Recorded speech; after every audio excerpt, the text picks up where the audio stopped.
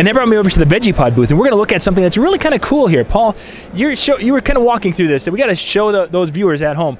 This is a great little system if a person wants to have some extended gardening season. Yeah, obviously you can keep the canopy closed. That acts as a microclimate, which protects from the animals in particular, but also from the elements, the weather elements.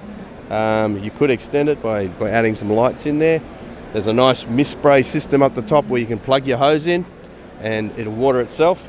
And it also has a self-watering system below here where you have a reservoir of water which holds 16 litres of water and wicks back up through the soil in those dry periods. So it recycles the water. So we can raise a variety of things. Tomatoes, we could do some tomatoes or herbs. Tomatoes, yep. Really? Everything except probably corn, which might grow too high. But other than that, you can grow anything. It's got a full foot of growing depth there of soil. And you've got different sizes. So we're looking at what size? This is the medium size. Okay.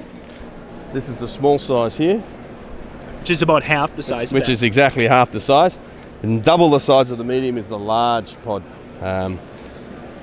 Which they're over there in front of it right now, talking about it. A lot of folks coming around here at the hardware show. Which is nearly 8 foot long, the large one.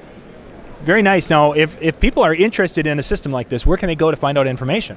Well, they can go on our website. That's probably the easiest, www.vegepod.com, and they can buy online as well. That sounds great. We'll put a link in the description below so you guys can go check that out. But this is one of the cool things if you are in one of those areas where you want to extend that growing season just a little bit longer.